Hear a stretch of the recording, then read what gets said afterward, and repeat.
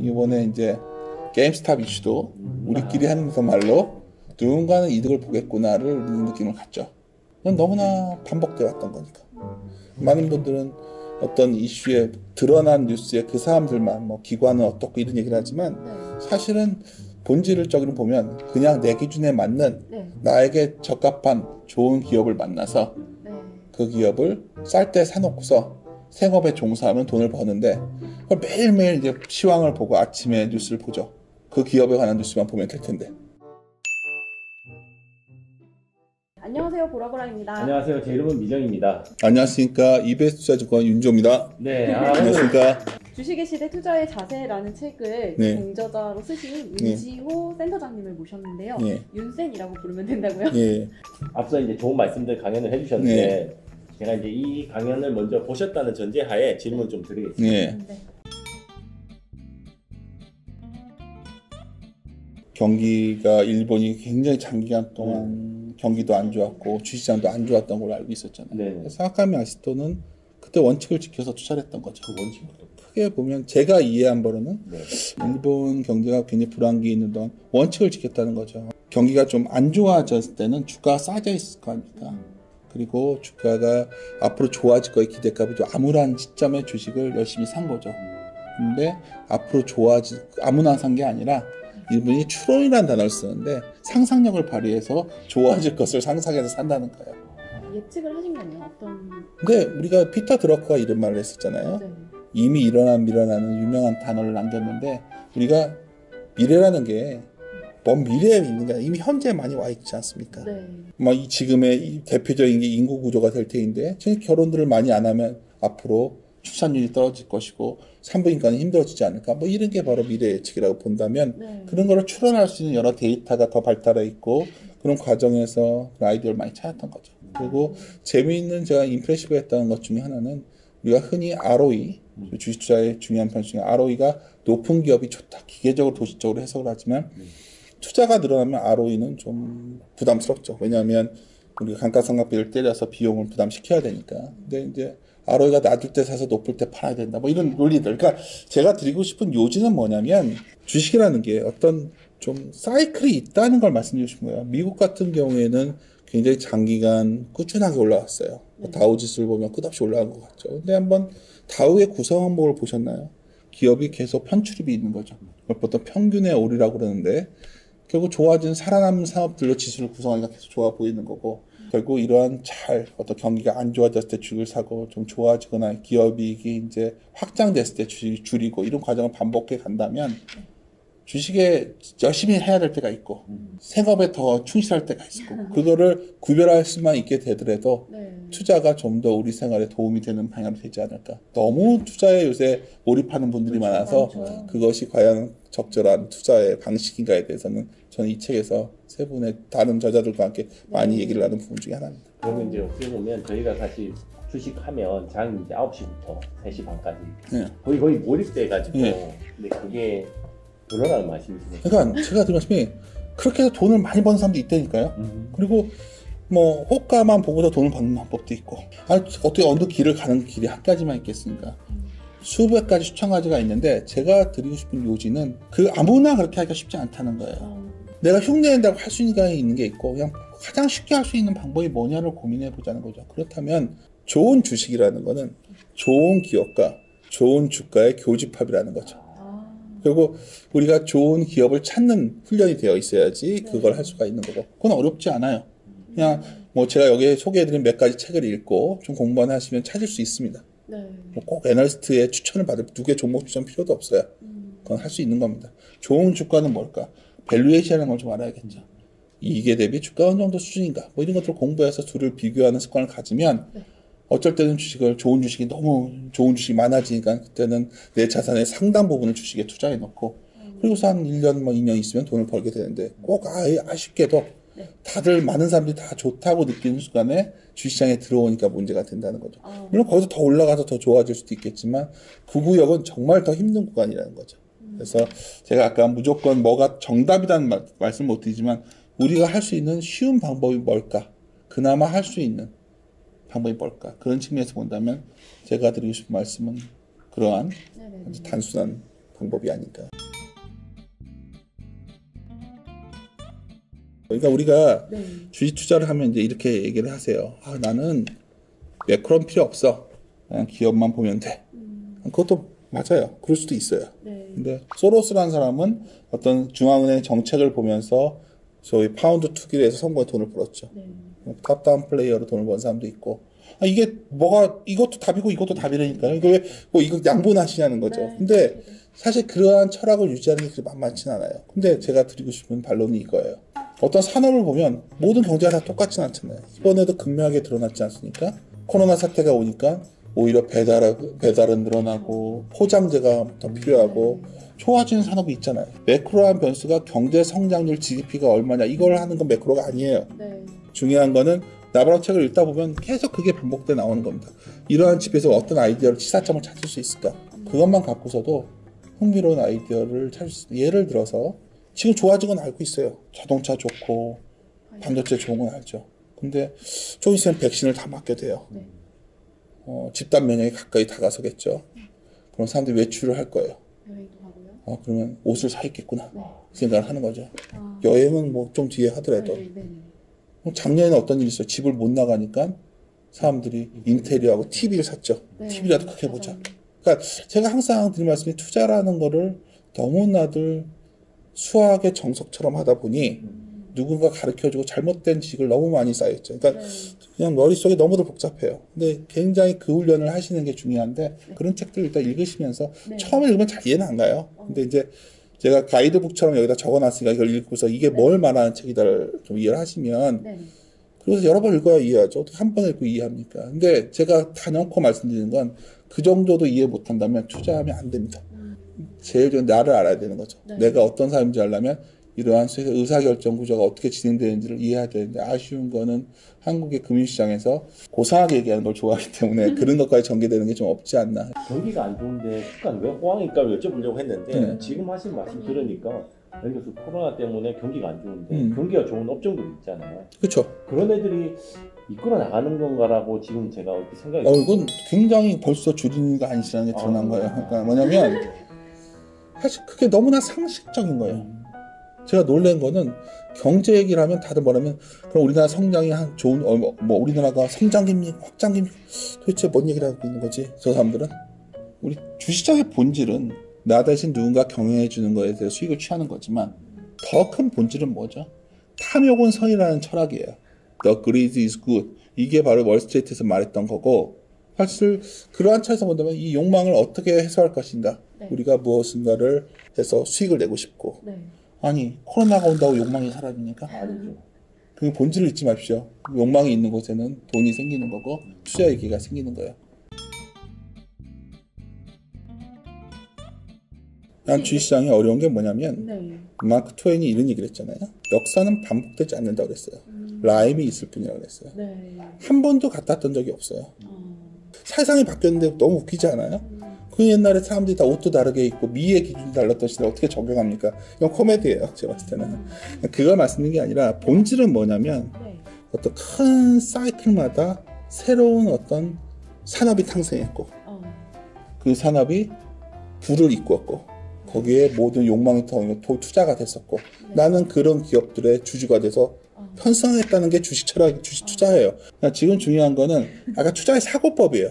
계속 반복되는 말씀인 거예요. 내가 주주가 돼서 돈 벌 방법이 뭘까? 결국은 앞으로 성장하는 산업이 뭘까? 근데 중요한 게 있죠. 사이클이 왜 나오냐? 그 성장하는 건 알겠는데 처음에 자동차 회사가 생겼을 때 헨리포드가 자동차 회사가 1000개가 넘었었어요. 그게 이제 점점 발전해가지고 결국 자동차 사업이 이렇게 커졌던 거 아니에요? 네.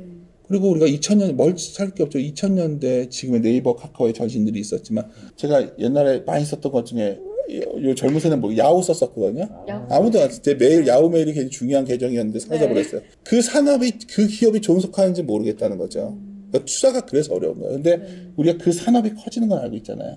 그러니까 그 사이클에서 어떻게 골라내냐의 싸움에 있는 거지. 그러니까 그때 그 주기마다 새로운 산업이 탄생하고 커지는 과정에서 비싸졌을 때 조심해야 돼요. 그래서 94년에 입사해서 지금 55이 됐는데 배운 가장 큰 지혜는 결국 기본적인 밸류에이션이나 이익에 대한 상식이 없이 투자에 임하면 반드시 실패한다.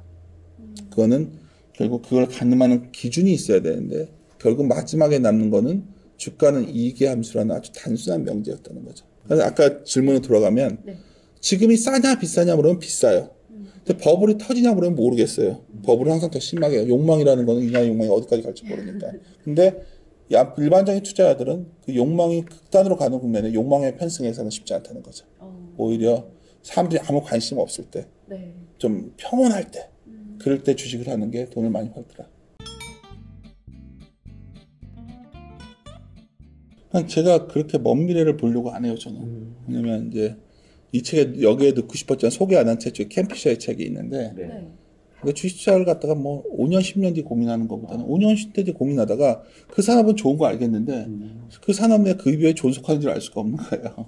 그래서 우리가 기대를 적용할 때는 한 6개월에서 12개월 정도의 기대값을 갖고 적용하는 게 그래도 계속 조정해 가는 거죠. 맞는 말씀이세요. 저도 버블이라고는 안 봐요. 자신 있게 말씀드린 건 뭐냐면 버블은 좀 더 경기가 확 좋아졌을 때 버블이 나왔어요. 지금 아무리 봐도 경기가 그 정도로 좋진 않아요. 근데 제가 아까 마크 트웨인 얘기를 말씀드렸냐면 그때 버블이 터질 때 상황이 다르기 때문에 또 당하는 거예요.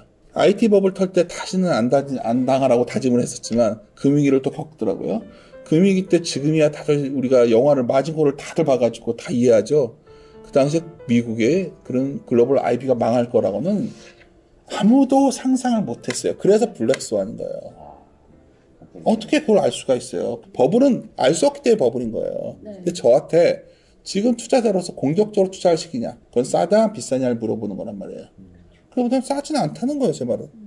저라면 주식에 올인을 안 한다는 거죠.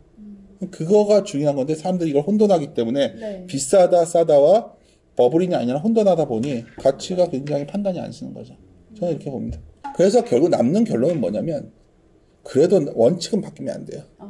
나쁜 사양하고 망가지는 산업에서 좋은 기업이 왔자 뭐가 좋습니까? 네. 제가 항상 드리는 말씀이 이거예요. 어떤 산업에 계속해서 파이가 커지는 산업이 있어요. 네. 그런 산업에서 좋은 그냥 그런 기업도 혜택이 떨어져요. 원래 공부 잘하는 애들이 공부 잘하지 않아요? 공부 열심히 안 해도? 성적 보면 맨날 성적 좋았던 애들이 세상에 공부 더 잘해요. 앞으로 이전까지 산업이 커지고 있던 것들이 좋아지는 거예요. 산업이 계속 안 좋아지고 성적도 안 좋은 애가 일주일 밤새고 공부한다고 성적이 올라갈까요?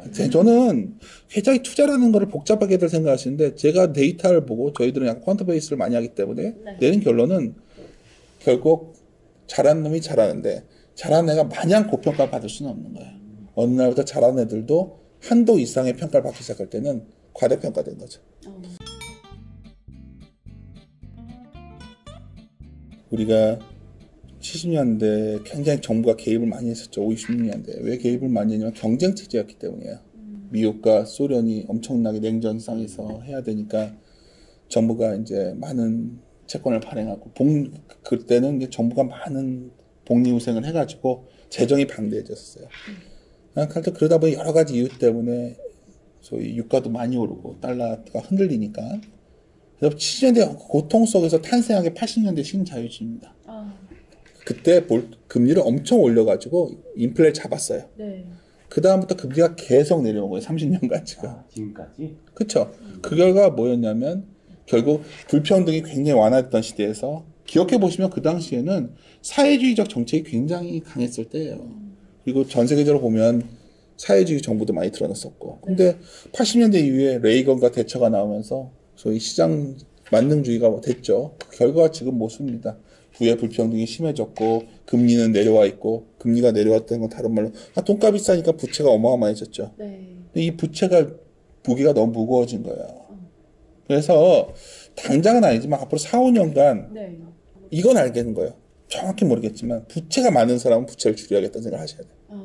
주식 같은 경우는 최근에 부채를 너무 의존해서 하시는 분들은 어떤 상황이 되면 굉장히 힘들어질 수 있다. 그러니까 당장 어디서부터 나올 수 있냐면 대출금리가 올라갈 겁니다. 그리고 이런 금리가 움직이면 연준에서는 금리를 안 올린다고 했지만 네. 그 연준에서 결국은 시장 금리가 움직이면 인플레 망령이 생기면 연준은 개입할 수밖에 없어요. 근데 그게 언젠가 저는 언젠지 모르겠지만 네. 아까 6개월에서 12개월 놓고 본다면 올해 말만 돼도 아마도 연준의 점도표라는 게 있습니다. 앞으로 어떻게 생각해? 그거 다 찍어 놓는데 금리에 대한 얘기가 나오지 않을까 보고 있고요. 또 하나는 그게 아니어도 과거의 중앙은행은 고용을 안정화시키고 물가를 잡는 기능이었단 말입니다. 그 정책들이 주로 중앙은행 정책들이었는데 이제는 대학교 교재에도 네. 뭐가 나오냐면은 비전통적 방법이 나와요. 그게 뭐 양적 완화 이런 것들이에요. 양적 완화만 좀 기조가 후퇴돼도 글로벌 증시는 영향을 받을 겁니다. 제가 드리는 말씀은 지금 당장 그것 때문에 주가가 무너진다가 아니라 주가가 올라갈 때가 더 여기서 자산 가격이 올라가면 분명히 그러한 구매에 들어갈 수 있으니 그럼 그때 딱 닥쳐서 어떻게 정확한 시점을 합니까? 지금부터 내 자산이 빚이 너무 많은 빚을 좀 줄여놓기도 하고 인플레가 나니까 현금은 필요 없고 뭐 요즘 가장 위험한 생각이거든요. 현금은 필요 없고 뭐든 사야 된다. 네. 아 이건 돈 많은 사람 얘기죠.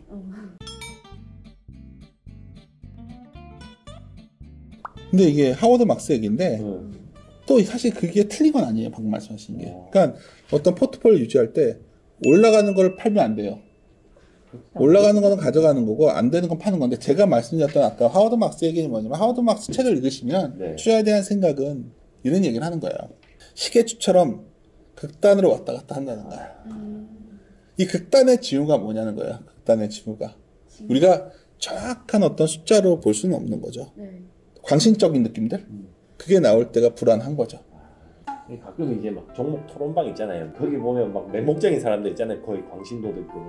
근데 뭐 그게 굉장히 위험하네. 근데 이제 그게 이제 우리가 정말 이게 우리만의 새로운 시대냐? 그렇지는 않습니다. 이게 우리가 주식의 어떤 굉장히 버블적인 상황을 측정하는 가장 중요한 기준 중에 하나가 어떤 맹목적인 어떤 믿음이죠. 투자라는 게 누군가를 믿을 수 있을까요? 내가 속여서 저쪽에 팔 수도 있는 거예요.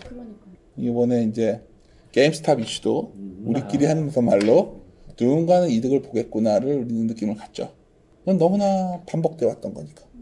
많은 분들은 어떤 이슈에 드러난 뉴스에 그 사람들만 뭐 기관은 어떻고 이런 얘기를 하지만 사실은 본질적으로 보면 그냥 내 기준에 맞는 나에게 적합한 좋은 기업을 만나서 그 기업을 쌀 때 사놓고서 생업에 종사하면 돈을 버는데 그걸 매일매일 이제 시황을 보고 아침에 뉴스를 보죠. 그 기업에 관한 뉴스만 보면 될 텐데 올라가는 내가 좋은 기업을 갖고 있는데 그걸 팔아서 딴 걸 또 사죠. 저희 예뻐 보여 하면서. 그렇죠. 정말 저희가 아주 용을 먹게끔 질문해 주시네요. 근데 공매도라는 게 원칙적으로 말씀드릴게요. 공매도라는 게 순기능이라는 게 있고 역기능이라는 게 있겠죠. 근데 우리는 지금 역기능을 너무 부각하고 있어요. 근데 분명히 공매도에 국내 한국의 공매도 제도가 문제는 있지만 예를 들어서 어떤 제도진 간에 어떤 그런 저희 비유러지 운동장을 해소하는 정책이 있고 난 뒤에는 공매도가 있어야 됩니다. 그래야지 피해를 줄일 수가 있어요. 어떤 피해냐면 아까 말씀드렸던 어떤 버블적 상황에서 그래도 전문적인 사람들이 그걸 제어하거든요.